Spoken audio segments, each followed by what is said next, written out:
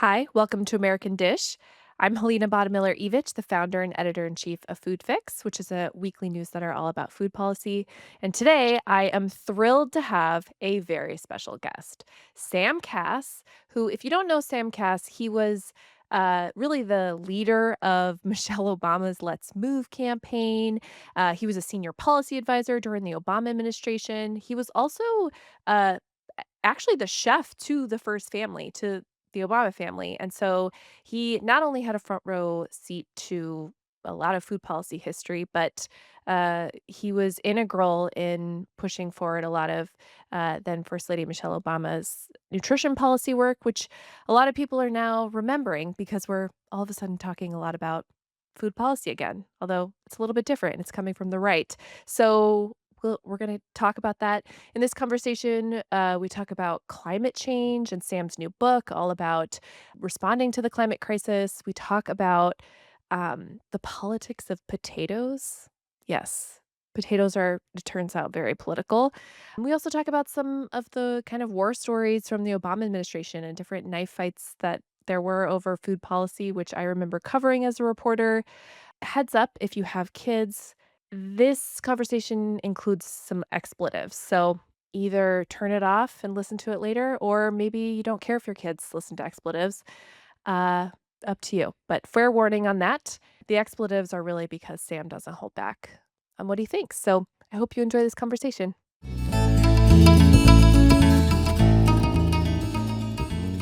Brought to you by Spindrift.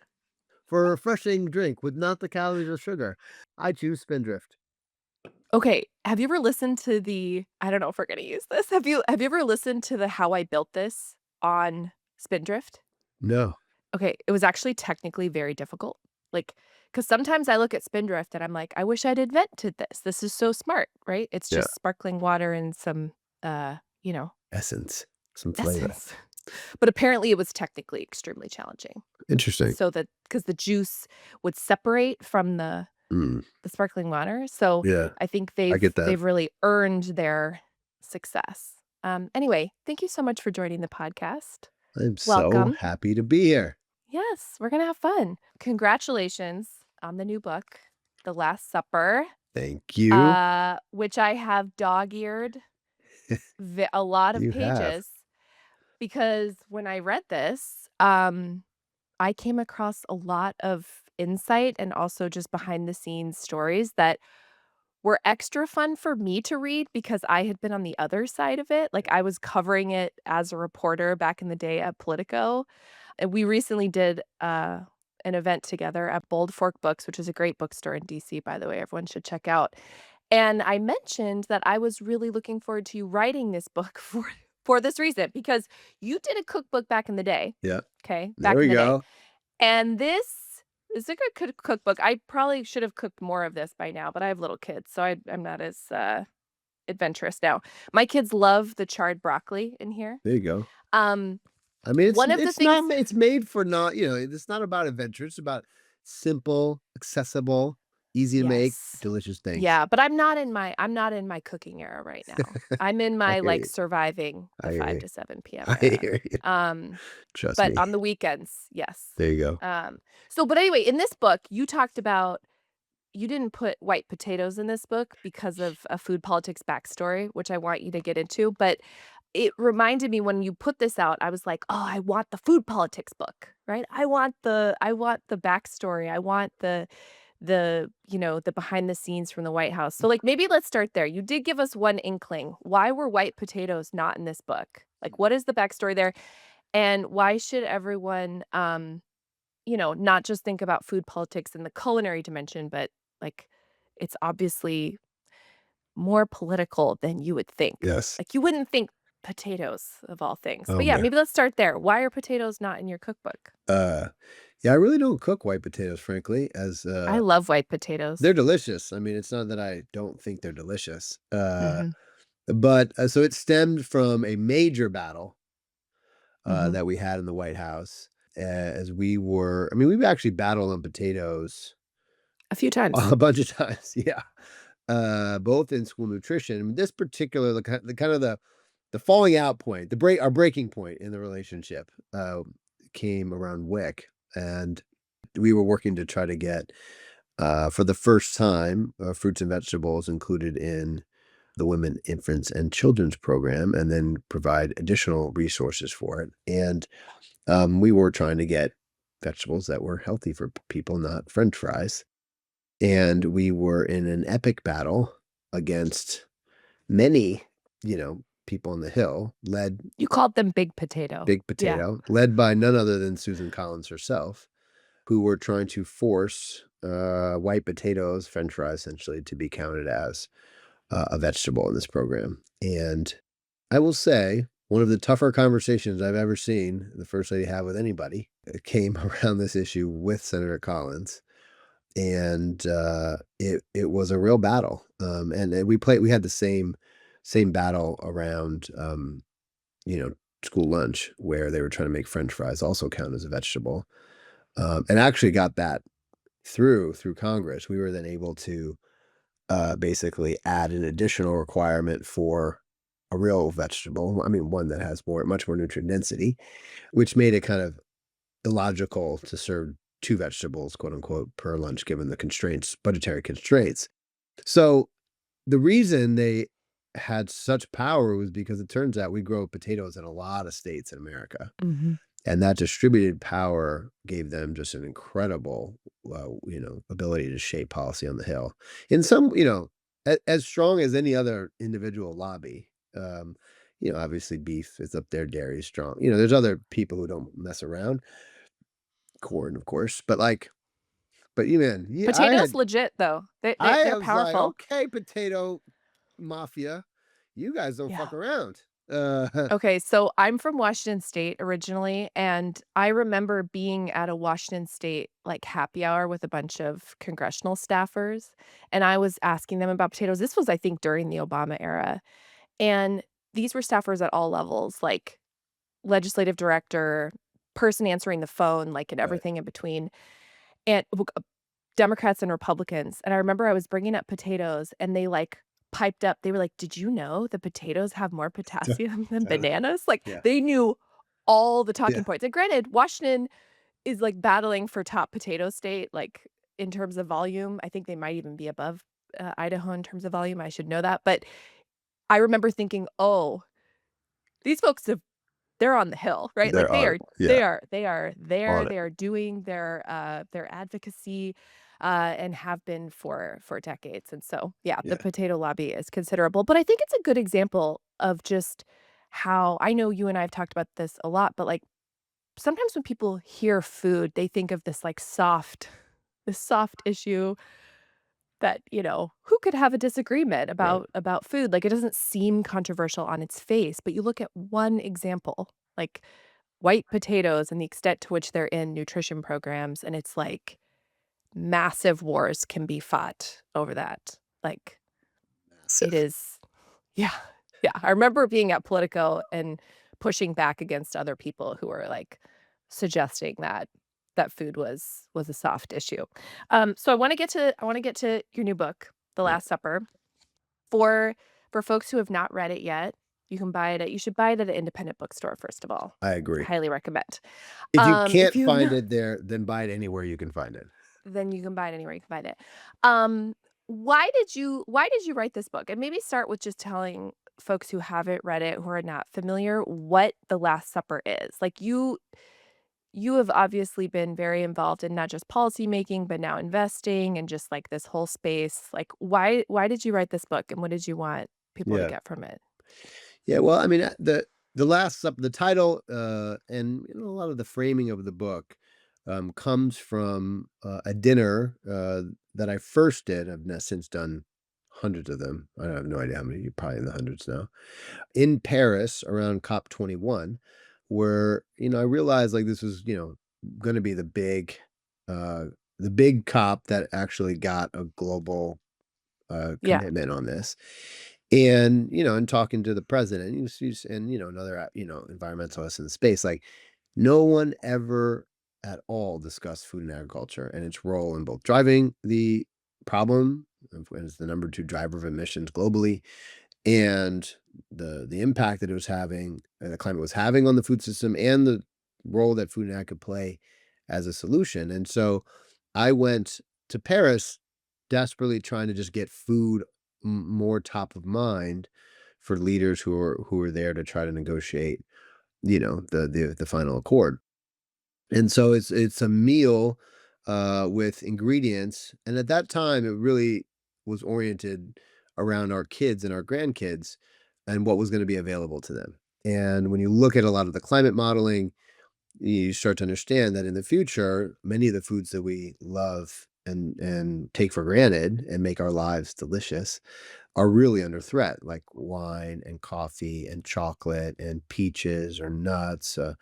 I could go on shellfish, crustaceans. It's a very long list. And also regionally, lots of foods are being lost. They may be available, but they're going to move. And so Yeah. communities that have built their whole identities, like a Georgia peach, in 20 years, 30 years, there's probably not going to be any peaches in Georgia.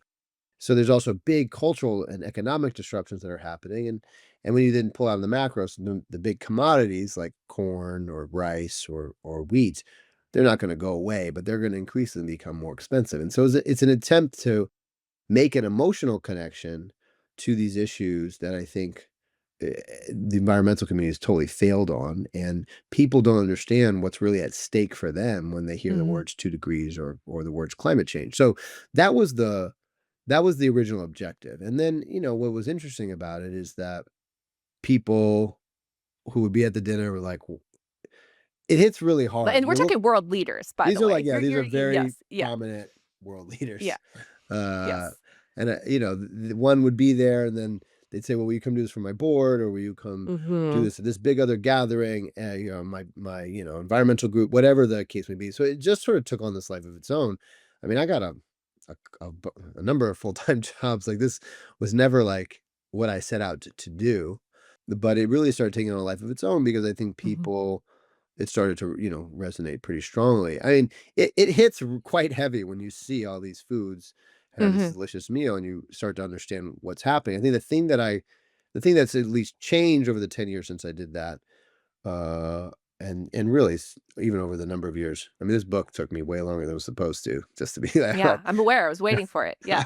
It's like 6 years overdue. So, um, was just how much these issues are impacting the food system today. Like Mhm. the part that I the Like, part it that was is a futuristic it was like a in my mind, it futuristic was like, what are we talk, gonna leave for our kids? and now it's Now it's like, like, we are living shit, it's this. happening Yeah. right now in big Mhm, ways, not just mhm, like small little ways. And so the book is an attempt to help people understand like what's playing out today and what's a pragmatic, rooted in reality approach to how we actually make real change. Like what I decidedly did not want to do was write another book talking about how bad everything is from a like evil, cynical, evil food industry colludes with evil government to try to kill us and then make money off mhm, of selling us drugs. Like to the extent that any of that's true, and of course there's some truth to that, but the reality is not really as that overly simplistic picture has been painted to us time and time again, with very little realistic approaches about okay, not just what should we do, but how should we do it. It's fine to mhm. say like the food system should be like X, Y, and Z. The question is how are we going to actually move it in that direction? I think that's the hard part. And so this is an attempt to start to try to answer those questions. Yeah, and I do think that in those 10 years, we have seen food and agriculture rise up the ranks, for UN climate talks. Like, Oh, I for sure. remember when you had that first Yeah. dinner and it was like a novelty thing. Like, people were like, "Oh, how Ooh, like" yeah, yeah, ooh. like, "Oh, how interesting," Yeah, and like, totally. and now, we're seeing really significant focus Yeah, on food and agriculture and these UN climate talks. Of course, the US is not there right now in an official capacity. yeah, So that's markedly different from yes. the landmark climate Uh, the Paris Accord. So yeah, and many COPs since then. and let me But just I interject do and say that's a yeah. disgrace, but okay, keep going. Yeah, well, you're this is why we have a podcast. You can tell Yes. me what you really think. I mean, I think a lot of folks who focus on climate mitigation and adaptation feel the same way. Like the U.S. has clearly abdicated leadership in this space for the time being. But looking at food and ag, clearly that issue has become like taken more seriously in Yeah. terms of at least rhetoric. I'm not sure how much that's translated to policy change, but certainly like awareness, discussion, all of that maybe has to happen first and like is happening.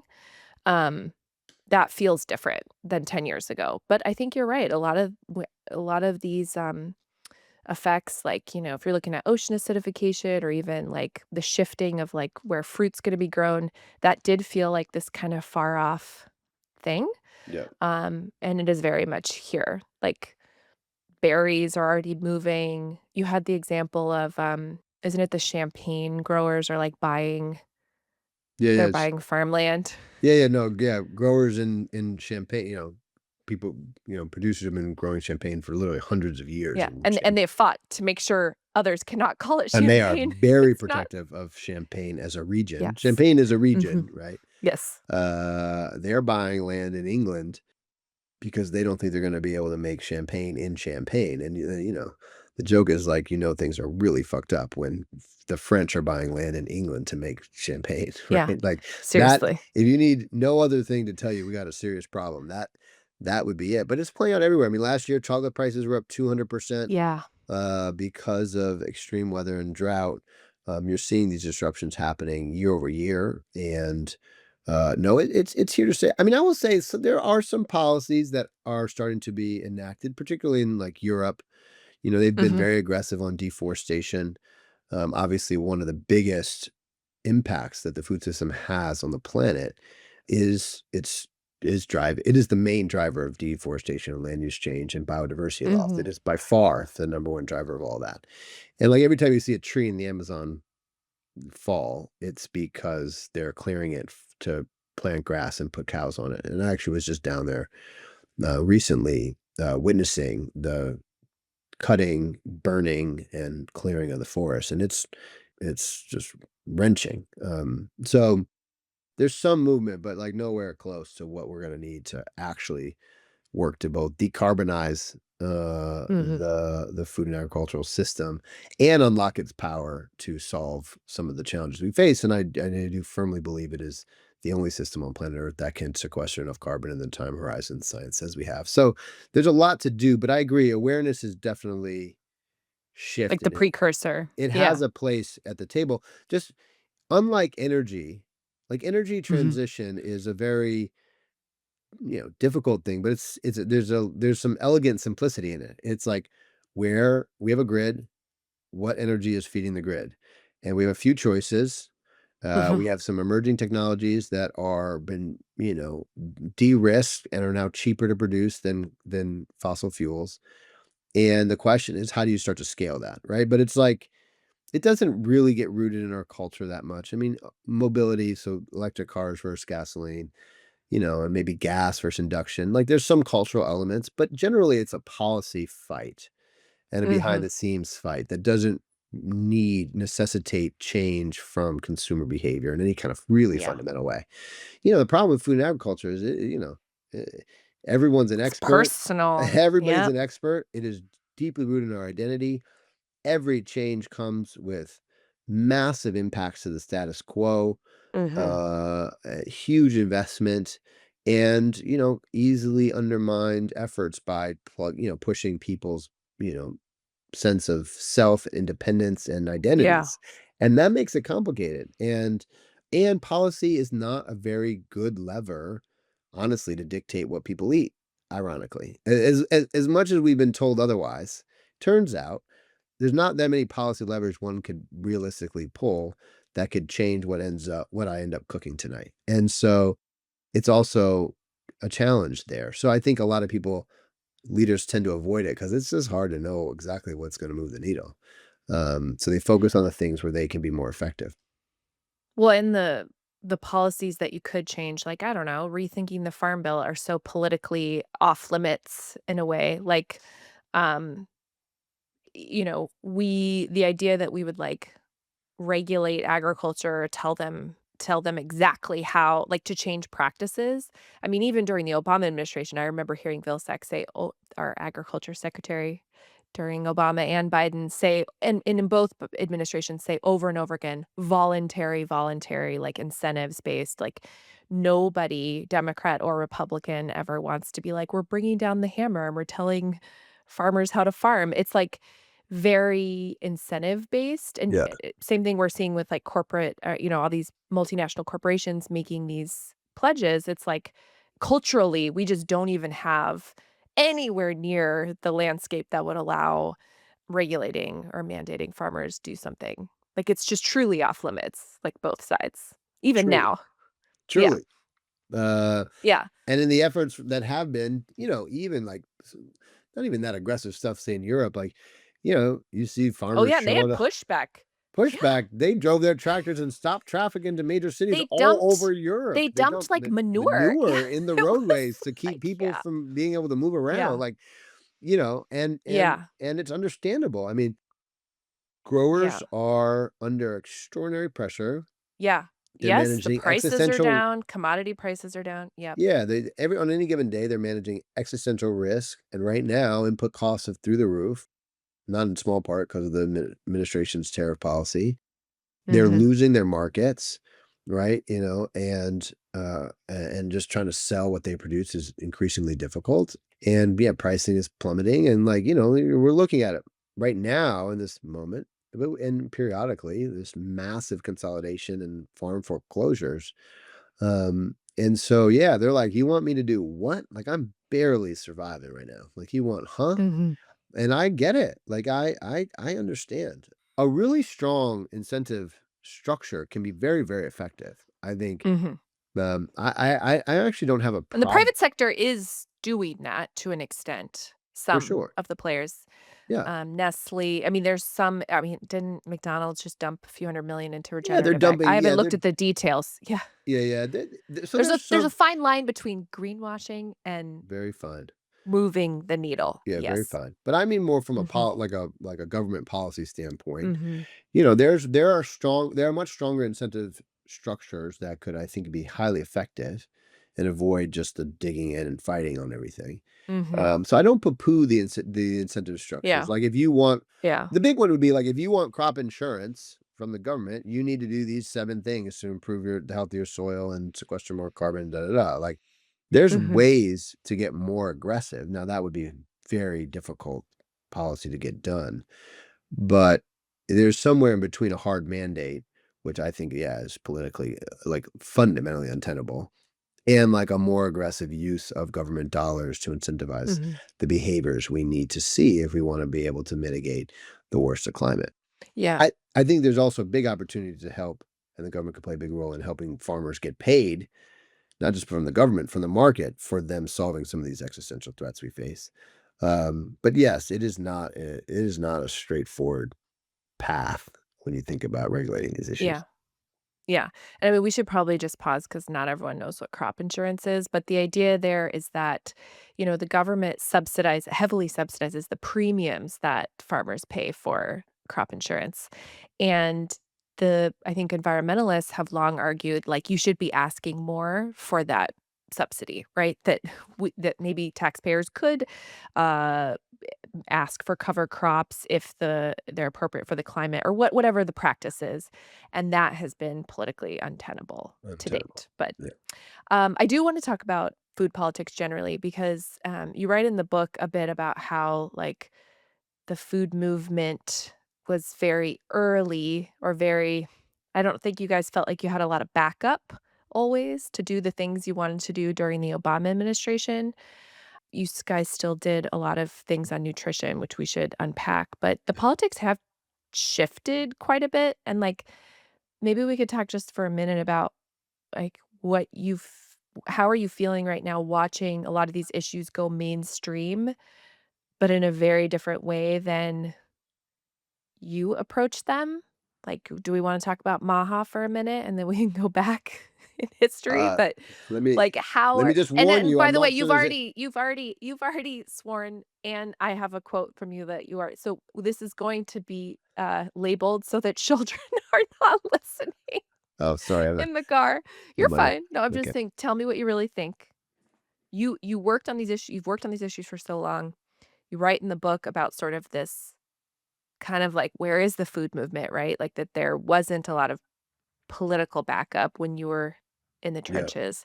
And now a lot of these issues have gone mainstream, but we have an administration that's sort of decidedly deregulatory and is defunding the I mean, there's a lot Yes. of, like, contradiction there. So, yeah, how are you feeling All right. watching all of this? Tell me what Okay. you really I'm not think. sure that just want to warn you. I'm not sure there's any going back after we start on this topic, but we'll try. We'll try. No, we'll be able Yeah. to. Yeah. Good. Well, I wish you luck. See if you can get me off this track. Uh, yeah. I mean, I think when we came to the White House and you had a first lady, one of the most popular first ladies in the history of the country, take on the issues of food and health so prominently as her kind of signature issue. I think it gave a false sense of what we had as a quote unquote movement. I Mhm, think I think there had been a cultural movement that had been underway for some time, led by chefs and farmers and activists for a long, long time, and just a food awakening in America. Like, we just yeah, started eating better food and caring about it more generally as a nation. Obviously, it's still a long way to go on that front, but that had been happening, and we had a handful of critics who were becoming increasingly vocal. And Michael Pollan, Mary Nessel, and Michael Pollan, people wrote some more, increasingly mhm, popular books that helped bring a bit more spotlight on the problem. But in the end, what we really had, if you stop and step back and analyze, we had critics who had big megaphones, and that's about it. There was no mass movement. Michelle did not take on these issues because voters insisted that we did. Food never, and to this day, making on like top 10 issues of concern to your average voter. Climate every once in a while shows up at the bottom. Right now, it doesn't. During the Biden administration, it did. I think it was like number 10 generally, if you ever saw it. mhm. But these issues just, were not They're relevant not registering. Yeah, at all. So like, but to see the White House take it on with such prominence made you feel like, oh yeah, well, we've been calling for this, and look what we did. It's like Michelle just decided after we were talking in her kitchen for a couple years during the campaign that this was an issue she related to, experienced, grappled with, worried about with her girls, and understood how big of a problem it was for the nation, and decided she wanted to like spend her time, mhm. energy, and capital on moving this forward. Not because somebody wrote an People were op-ed. clamoring for it. Not Yeah, definitely not yeah, because yeah. somebody wrote an op-ed in the New York Times, and because we were being, compelled to by Mhm. voters. And so I think, that really hurt our ability to fight a lot of these fights. You know, Yeah, there like there if you're gonna fight big potato, you you gotta have need an an army. army because they got an Yeah, and you army and didn't they got a have lot of yeah. money, and they Mhm. don't mess around, and they Nope. they play dirty, and like you need support. And we just there was a, and I say this with like love and affection, like a ragtag crew of sort of a handful of advocacy groups who cared about this issue and worked on it. And Mhm. sometimes when we could agree on what the priorities were, which was rare, frankly, Yeah. they can be very effective. So, like, around school nutrition, it was an incredibly effective effort on behalf of advocates and stakeholders that became very broad, much broader than just food people. You were able to bring in, like, educators join the fight. The military joined the fight. We had, Mhm. organizations that represented retired 3 and 4-star generals who joined the fight.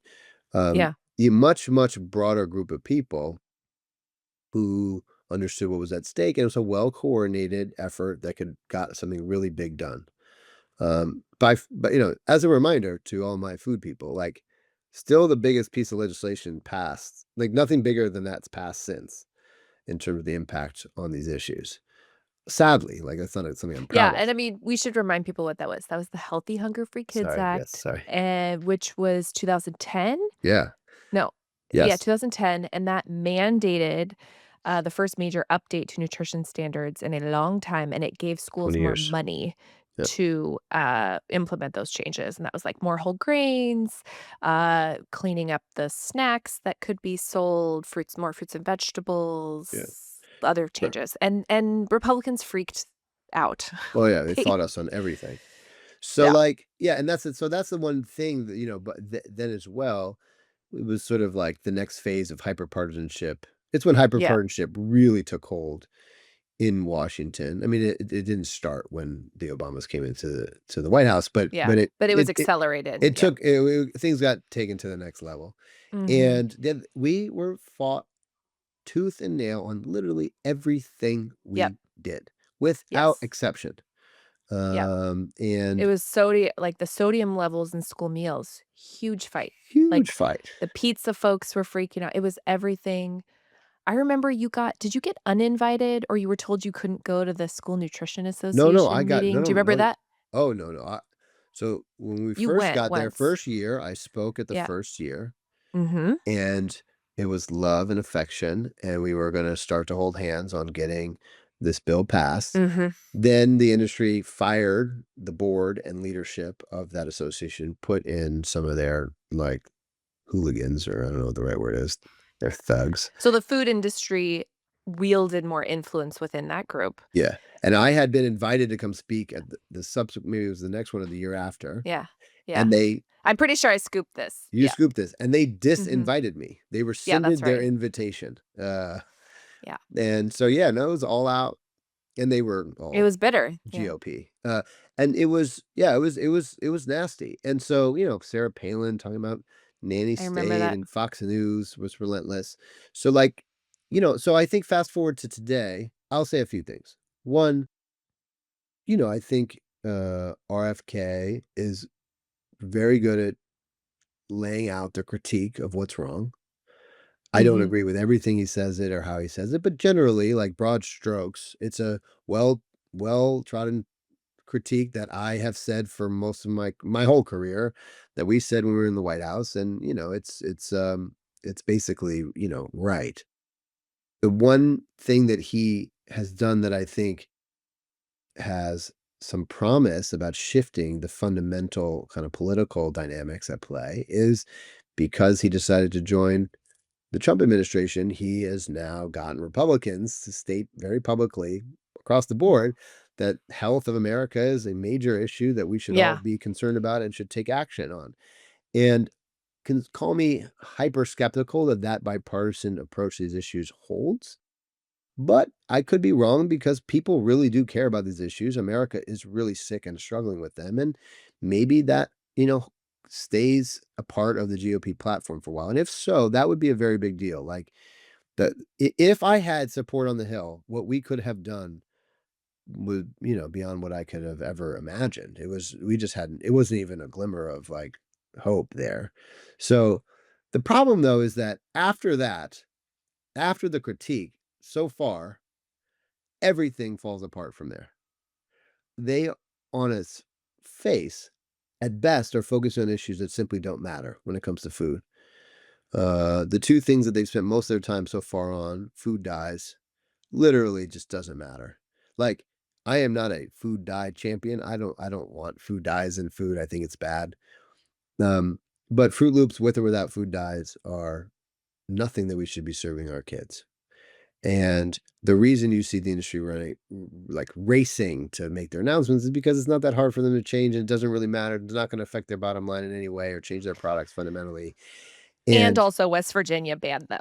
yeah, and right, So they are facing a real ban, not from the feds, but from right. West Virginia. That's right. So Yes. they're gonna have to do it. Yes. And, Uh-huh. so like that, like that's irrelevant. And if they caused harm, the other reason they're having to go to a voluntary approach on that is because to revoke approval, you have to prove harm, like we did with trans fats. We banned trans fats because we could prove scientifically that they were literally killing a lot of people. Mhm. There's no evidence of that for food dyes. So that's why they're going voluntary, because it wouldn't stand up in court. The next one is seed oils, and, like, this is where the shit gets crazy. Like, yeah, I will say the They had power. you were telling me, you were like, I was even like, "Did I miss something?" Yeah, the power the You hear it enough and you're like, yeah. and so the people, there's a group of influencers on whatever the given issue is, and they have a very clear playbook based on first fear, rooted in some element of some obscure study that they overstate the significance of, and then weave a broad narrative about, what this ingredient or that thing is doing to your health. And it is very convincing because you didn't hear about that study? Did you hear about the Princeton study that showed? Oh, you didn't hear? Right there immediately, there's like a Mhm, power imbalance, and you feel like you don't know what mhm, you're talking about, and you feel like they do.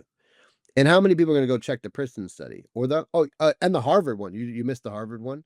You're just mhm. like, "Oh, shit," like, and so I It's like to interesting too because they often don't like these institutions, but then they're they like, "But hate them, right? Harvard Yeah, of said" course, but then they Yeah. use their credibility, and so, like, at a certain Mhm. point, I felt like, man, because I have all these friends are, like, pulling seed oils out of their products or taking it out Yeah, of their yeah. I was restaurants, and gonna I'm say just you're like in it. Yeah. "Oh Mhm, my god," like, I maybe I'm getting this all wrong. Maybe what I'm saying is actually hurting people's health, and I've, like, messed up here. So but when you just actually go look at the volume of evidence, it's, like, overwhelming. It's not even a close.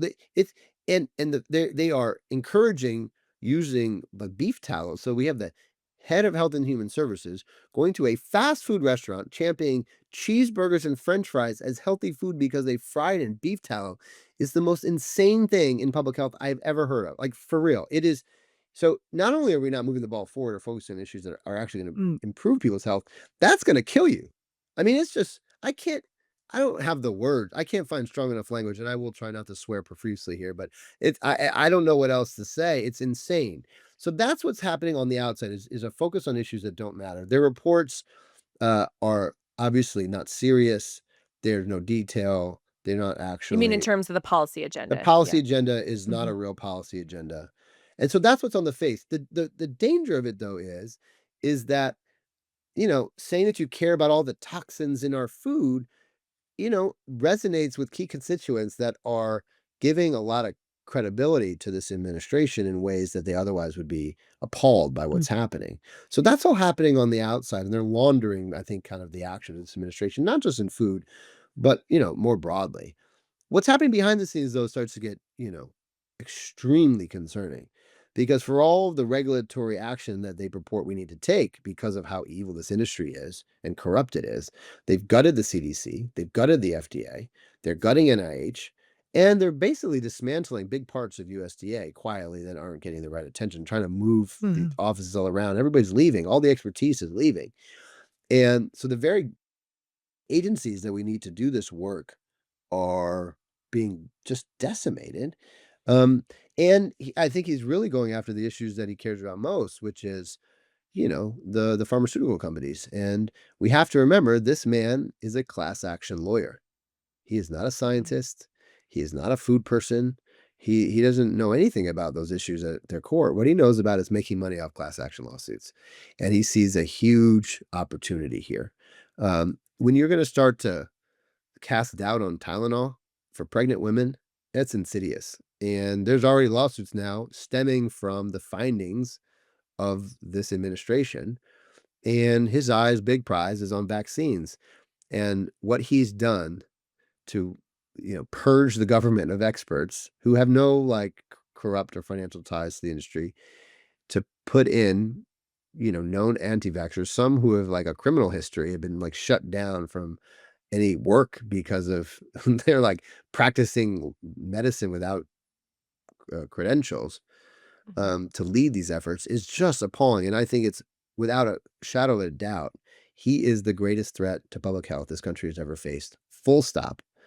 And I could not be more concerned about what's happening. Not to mention, but needs mentioning, just what this administration is on climate. I mean, they have mm. scrubbed the entire government of Yeah. any mention of the word climate change, any preparation for our food system to weather the storm of climate change, prepare ourselves to grow food in a resource constrained, highly volatile environment, which in my opinion, the greatest threat to public health is climate change and our ability to feed ourselves consistently with nutrient dense foods at prices that people can afford. We are just like abdicating any responsibility to the future on that. And right now it's like we're way behind. We're way behind on that work. So I cannot Mhm, overstate how insane, uh, dark, irresponsible, insidious this moment is when it comes to food health and climate in this country. It is is crazy. And we cannot allow ourselves to believe that this is right, normal, Mhm. something we should support. And many of my friends in the industry, or like in the advocate community, we're so desperate for leadership on this issue. We're so eager and just need somebody in places of power to speak truth to these issues, to do work on it. And so we're sort of willing, have been willing, I think this is changing a bit now, but have been willing to say, well, yeah, I don't like all this other stuff, but at least if we can get this one thing done, that'll be Mhm. good. Like, I'll take the wins where I can get them. It's like, no, I'm sorry. Like, we're way, way, way past that. You cannot allow uh, all this damage to be done, not to mention the broader democracy, under the guise of like getting out something, some little policy that you don't care about. This is way bigger than any of these little policies. And It was wild. I remember the first time I heard, Trump on the campaign trail say, "We're gonna get toxins out of food," yeah, and I was like, yeah. "What What? Yeah, what?" totally. Like, and I immediately was like, "Oh, something is going on here," and I think a lot more will be written about the political alliance between RFK Jr. and Trump and how important that ended up being in the November election. Like, I can't wait to read the political dissertations about that. Yeah, But you mentioned something at the end there about, some folks who work in the advocate like food advocacy or public health, especially on the food stuff. I think the vaccine people are so alarmed that they're like, yeah, forget it about any of this, right? They yeah, are completely like 5 alarm fire mode.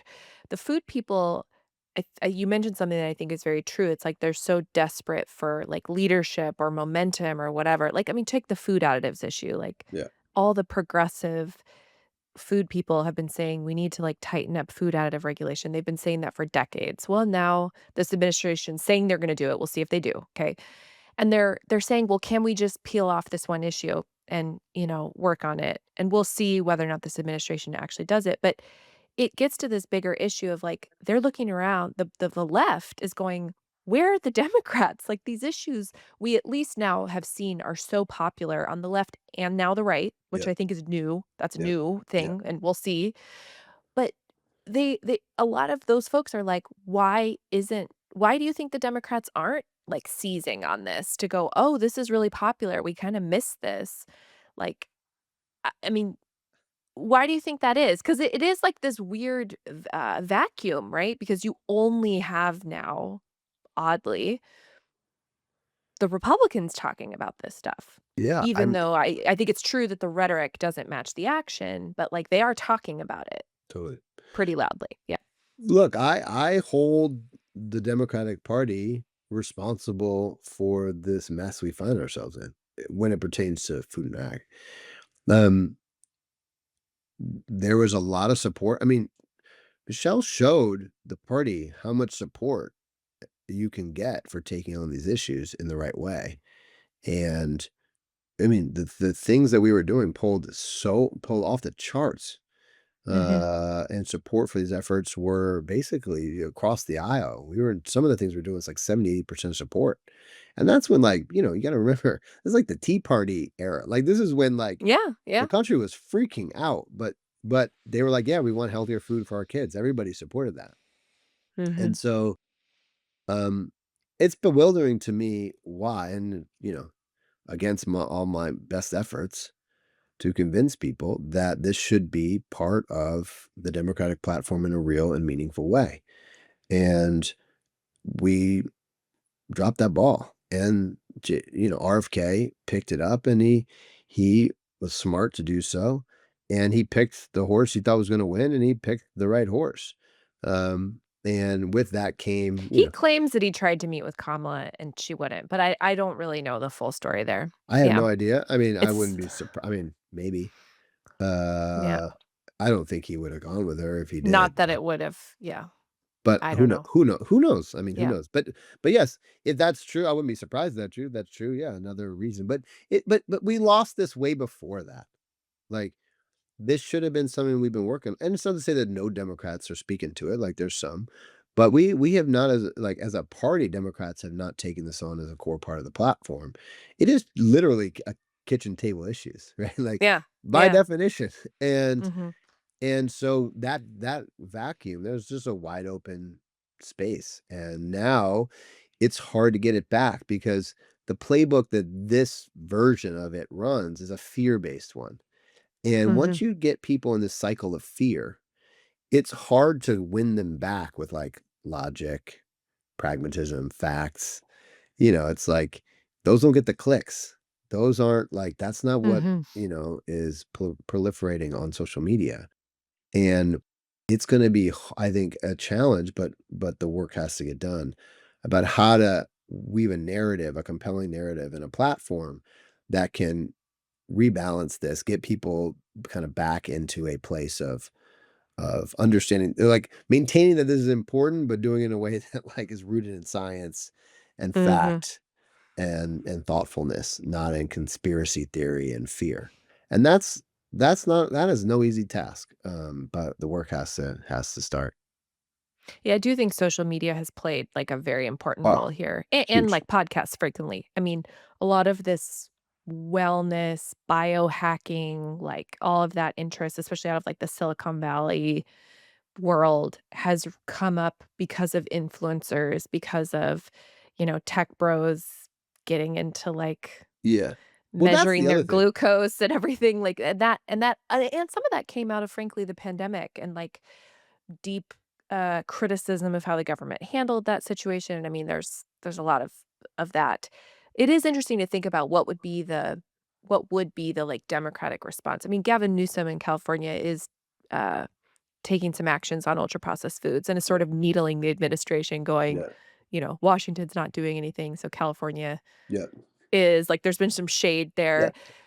And so maybe it becomes, like, a political issue where it becomes kitchen table, right? Like, think about it, so many other issues, like education, tax policy, healthcare, like, those are presidential, that's all Yeah. normal. Yeah. So, maybe this does move into that range. It I don't should. know. We'll see. I don't know. We'll see. One other thing I do wanna go back and think, or I think there's a lot of, people who don't remember some of the, policy accomplishments of the Obama years, and there's a lot of looking back at that time, and, I mean, I talked to the MAHA folks about this, and they'll be like, "Oh, well, like, First Lady Michelle Obama just, like, caved to industry." Like, there's Mm, this narrative, and it's interesting now because 'cause I'm watching MAHA, like, cheer industry for doing these things, mm. and there's no pushback, but there is this narrative, I think, that you all caved to the food industry. Deep breaths, okay? It's Can I very once and strong. for all say what happened? Well, Go yeah, ahead. so Yes. hold on though. As the I was covering this, right? Yes. And Incredibly well, I by the way. well well, thank you. I mean, I was hard on you guys too, but That's like what I'm it saying. You were the one we were yeah. always you were the only one I was worried when I talked to you. Everybody else is like, I could deal with. I was like, You "Oh, were like, "Oh, shit." they don't know what's going on." So, this is For part of real. the thing is that there aren't enough reporters covering food policy. So, like, this is the Correct. soapbox that I will be on till the day I die. But, so I mean, as a reporter covering this stuff really closely, that was never my impression at the time. It was like you guys were pushing really hard. Like, one example is we have added sugars labeling on nutrition facts panels. That was a huge push. Huge. The first lady was, like, it seemed very personally involved in that and very, She like, was. she publicly rolled it out, and it was a huge fight. The food industry large chunks of the food industry did not wanna do that, and so I Yeah. remember following all these fights and being like, "Well, there were a few things that you guys lost on, food marketing to kids, Got our asses antitrust." kicked. There's yeah, there's definitely examples of that, but on most of the big things, school meals, added sugars labeling, menu labeling, trans fat ban, like, all of these things that were the big, I didn't see the administration fold to industry, so this narrative kind of confused me, right? Because I'm like, "Well, I'm looking at this, the food industry effing hates this, they hate this, they hate" so I didn't have that impression, but this is a narrative that really took hold after the administration, and I mean, you write about so many of these fights in here, like the trans Yeah. fat one, there's a really colorful Yeah. exchange that maybe we can get into, but A, where do you think that narrative came I from? know exactly. It came from a very specific Okay, moment. and what do you think is wrong about that, I guess? This is your chance to, because 'cause we've talked about this a bit. I remember This is my chance to talk after about the fact, you would hear about it. They'd be like, "Well, Michelle Obama, she just, like, caved," and it's really, stuck. it. Where'd it come from, and, like, what's your I version of what when I happened? speak, I still get questions very often Mhm. from people being like, "So when Michelle Obama caved, like, how did that make you feel?" That kind of thing. So to How this did that make day, you feel, Sam? yeah, exactly. So let me tell you exactly what happened. This is a very I'm not sure I've Mhm. ever gone through this publicly, but maybe. And I decided to leave it out of the book because I didn't want to beat up on my friends too bad. But it came from a very specific sort of series of events. It's actually taught me a lot about kind of what sticks in the zeitgeist. Mhm. And when there's sort of like confirmation bias, it's sort of like can really stick. But it was the end of the first, we had 1 year of our first term, election year. Anybody who's spending time in politics know that nothing happens in an election year. Certainly back then. I mean, seems like the It's like guardrails, grinds to a halt. everything Like, grinds to a halt. OMB. Yeah. Like literally Yeah. nothing happens. You can get no meaningful thing done on policy and anything cultural. Anything, everything just Mhm. stops because there's no where everybody's just risk averse to an Mhm. extreme and you're just trying to win the election to buy yourself 4 more years of change. Mhm. Seeing that coming, what did we decide to focus on? Physical activity, Mhm. which we always said was a part of it. We spent the first 3 years focusing on food. Then we spent the last year that didn't matter, that wasn't going to get anything done on physical activity, which should have been assigned to advocates who had any idea about about policy and politics. That like, all right, yeah, they're in it. They're just being smart. And that Uh, was when you guys did, like, the NFL we stuff, did, yeah. like We the actually got a bunch of Oh. stuff done. We got like playgrounds built everywhere. We worked on, Oh, yeah. physical activity in schools. We, got equipment to low income kids. We were just doing like all kinds of stuff to try to get kids active, which by the way is a 'Cause, like, there isn't a lobby against physical activity. yeah, and who's against physical activity? And you could get some really, good stuff done.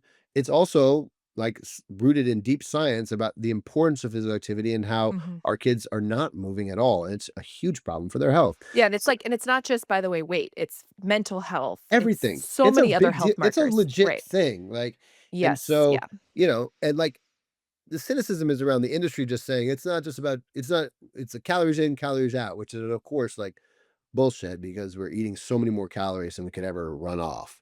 So, but that's the Mhm. industry's, frame They there. were very successful with that Very framing. successful, which is why advocates are sensitive to any effort to talk about Yes. physical activity, which I totally get. Yes. But I Yeah. think three So you're, like, years, treading water in the, like in the interim. yeah, You're like, "We're not gonna pick any new fights. yeah, yeah, We have yeah, an election to win." yeah. You And keep doing "Let's move," but it's not as food heavy, and that sets off some yeah, alarm so bells with those basically, folks. yeah, so basically, uh, Marion writes a blog, and Marion Nestle, Mary Nessel, the one of my dear godmother of the food godmother of food politics. policy, a dear friend, hero of mine. I can't pour more love and affection and respect and admiration for her. It's not possible. But seeing, the shift to physical activity, which, is the playbook of industry, she wrote when we announced that she wrote a blog as she does, um, basically saying because we're going to focus on physical activity, not for any specific reason, was that we sold out to industry. Industry must have sort of pushed Gotten us, to you. Yeah. gotten to us, pushed us off the issue. We caved, and Mhm. now we're gonna like run around on the lawn and pretend like we're solving the problems of America. And I understand the general aversion to focusing on physical activity because it's just it's a much smaller part of the problem than what we're eating. But it was just not couldn't have been less true. It's the reason was not that we caved. The reason was that we know we couldn't get anything done. It's like quite the So it's irony like you was were it's being quite the strategic opposite. for the long game. Yeah. Yeah, we were just I just what I could try to I wasn't gonna be able to do anything on food. So Mhm. what's the point? So let me check this box. It's a good thing to do. I do think it's important, but like, it's not controversial. So I could get some meaningful things done in a year that didn't is a throwaway year in policy. Mhm. So she writes this blog. Next thing I know, what was the Lori David, Michael The Pollan, movie was called Fed Up. Fed Up. Yep. So then Michael Pollan basically reads her blog, essentially, not technically, but like regurgitates that narrative In in that that film, documentary. and it stuck. Mhm. It and of course they And you have a never know very what's gonna dramatic. stick. You never know what's gonna Yeah, but stick. they have a very dramatic, it's Michael Pollan, so it's like Mhm. bad evil government colluding with evil industry, which is like just we eat that shit up. And, an icon selling out. I mean, what's more traditional It's than that? scandalous, yeah. So scandalous. And so that to this day has stuck. It could not have been further from the truth. It had not one drop of truth. And that was evidenced by when we won re-election, the Yeah, first he thing we came took on back. was marketing to kids, Mhm. which was by far the hardest, most controversial, and most threatening issue you can take on. Most of these And food you got your companies, ass kicked. and we lost. We didn't cave. We just lost Yeah. because they won the hill on these issues. And so, but like many of these companies are, they're marketing companies more than they're food companies. A lot of them don't even make their own food. They outsource Mhm. the food production. They're basically brand and marketing enterprises. And, to go after that is the way that they are able to generate their revenue. And man, it was like, whew, Yeah. they it was intense, and we fought, like, we didn't, like, Mhm. give up, we got some good stuff done I that think the year. trans fat ban also came after Oh, re-election. yeah, yeah, that's I second wanted term, all to kinds of stuff came in second term. So anyways, I think that's why I also push back on that because the fact of the matter was that so many anti-food industry policy initiatives came to the finish line in that last yes, few years of the administration, and the food industry was livid, and I know because I was yes, covering it, and so I have, like, inadvertently been pushing back on that, not on your I behalf, appreciate but, that. like, I just was keeping track, right, of, like, what was happening. You have a passage in here that actually I wanted to we did a book event recently, and I wanted to get into all this, but I wasn't sure how much everyone else wanted to, like, go back to 2015. Um, 'Cause, like, I remember this vividly, but you write this little vignette about um when you were fighting the industry on trans fat. So, maybe Mm, not everyone remembers this, but partially hydrogenated oils were, like, very common in processed foods, and the science had been saying for decades that they were, uh, driving, like, premature death for thousands of people every thousands. year. Yep. Really serious cardiovascular issue, and there was this scientist, I think his name was it Fred Kummerow, who had been trying to get Yeah, FDA to take action for it was like 40 years or yeah, something. It yeah, was such a long time. yeah. And the Obama administration finally took this up and was like, "Actually, no, yes, these are not like, this is not generally recognized as safe. This basically needs to get out of the food supply." And it was a huge fight. I remember the food companies telling me that, like, it would be the end of sprinkles and that, like, the sky was falling.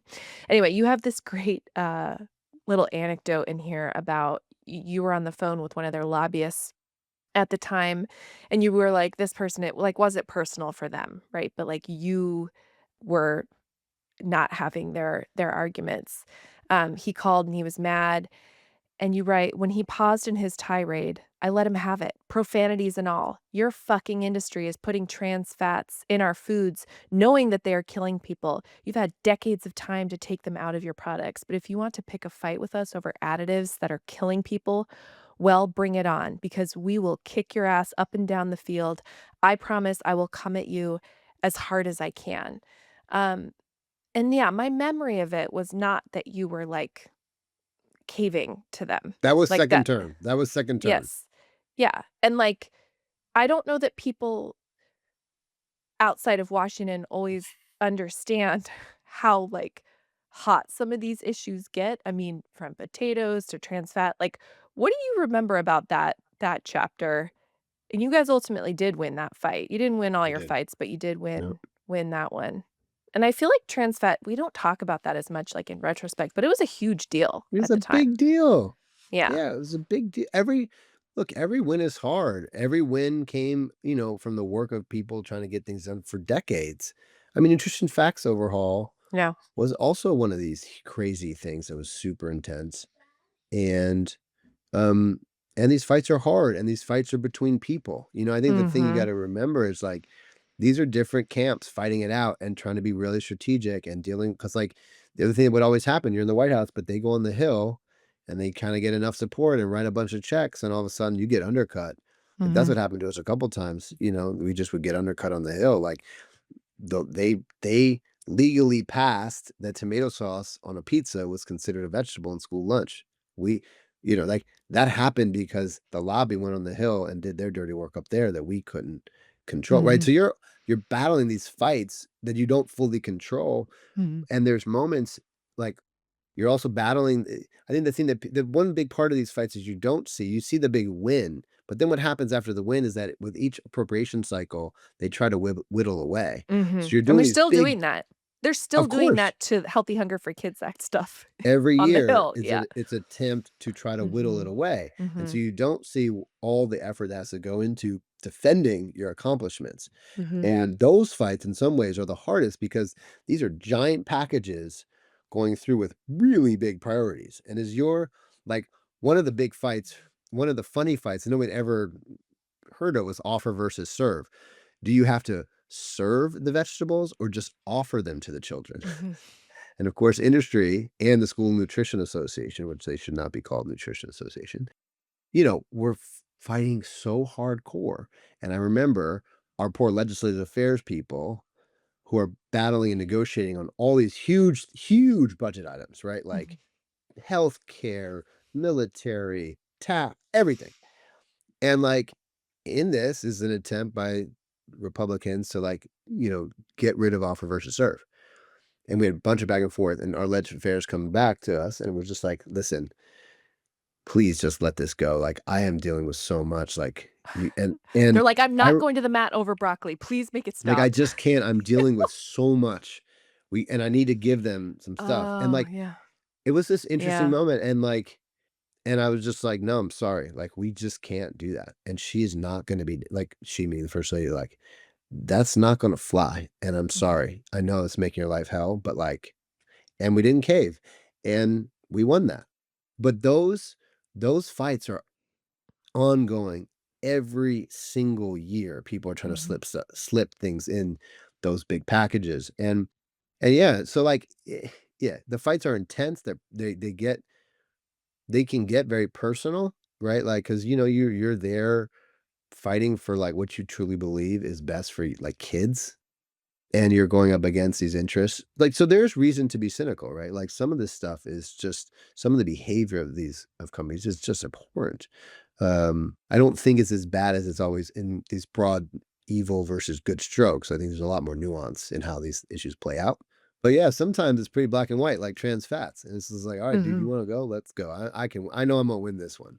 Yeah, and And I by was the way, you yeah. know who caved on that? They caved. Yeah, they did. Like, they basically, in the end, stopped because they knew they were gonna lose, and they knew they looked horrible, and they completely caved. So, and that's DC, right? You're gonna win some, you're gonna lose some. Mhm. I did hear Uh, someone from the food industry at the book event, we just did recently say to you something to the effect of, I fought you on some things, but they were like, "But we appreciated that, like, you were respectful in how we battled," right? Like, that it wasn't this right now we're seeing a lot of good versus evil sort of ratcheted up rhetoric that is very different. Like, for yeah, example, I had never until this year heard a cabinet member say that, like, we were all being poisoned by yeah, anything, right? Like, even during trans fat when there was a lot of evidence that tens of thousands of people were dying prematurely, the rhetoric was not, "The food industry is poisoning you." It was like, "We have evidence, we need to take this out." We are in a totally different era yeah, and now. Yeah. that's because, like, each one of these is a round of a fight. It's not like the Mhm. end. And there are some issues where you just gotta duke it out, like that one, and there's other where there's opportunities to, like, move the needle forward in more voluntary efforts or more partnership efforts. And I think it takes both to get things done. Like, for example, and this is the thing right now in the comparisons between us and MAHA that are driving me crazy.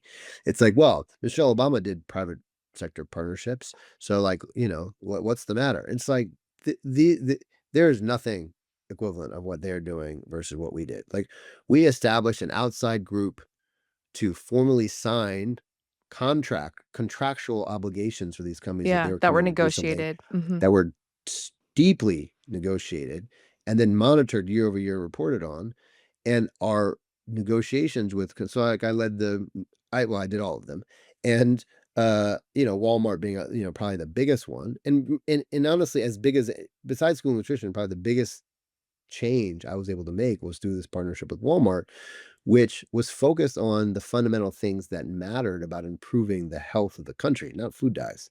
Like with them, we reduced sugar and salt from categories across the aisle. And by the way, not just for Walmart, like once you had to take it out for Walmart, you had to take it out across your entire Yeah, supply the chain. ripple So these are effects were changes yeah. that happened in every grocery store in America. They reduced the cost of fruits and vegetables by 10%.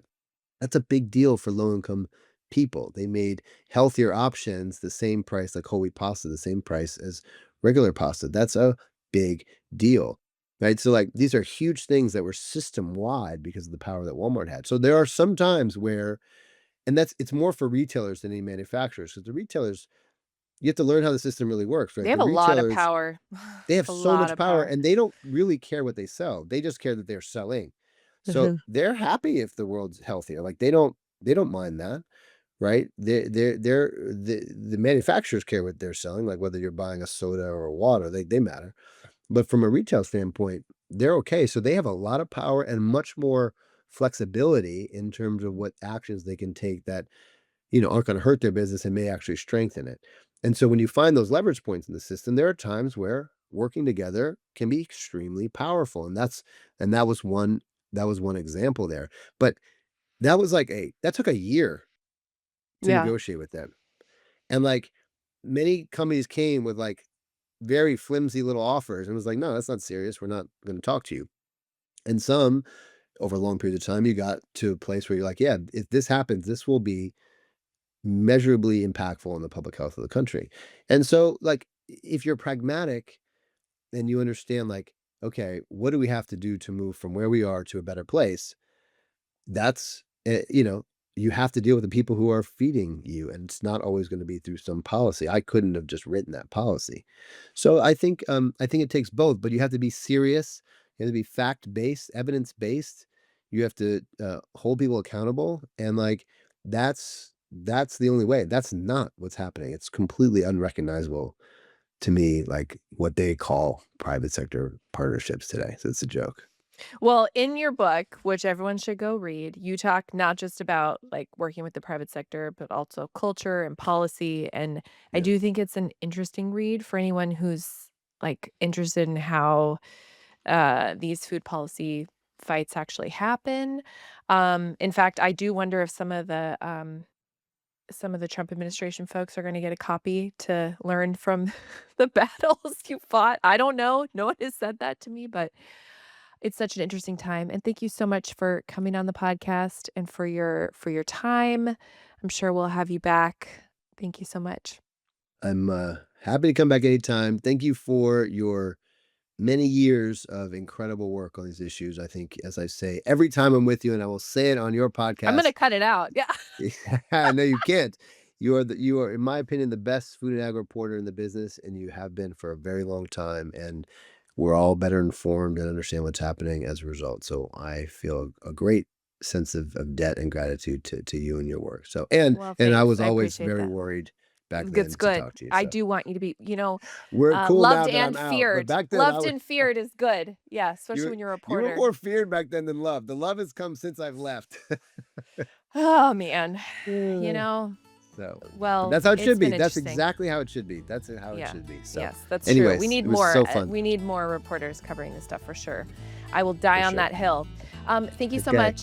Thank All you. right. See you soon. Bye. Bye. Thanks for listening to American Dish. Please take a minute to both subscribe and leave a review wherever you're listening. This ensures you never miss an episode, and it helps more people find this podcast. Also, be sure to check out Forked, the food politics podcast I co-host with the Food and Environment Reporting Network. If you're interested in these topics and you're not already getting my weekly newsletter Food Fix, go to foodfix.co and get on the list.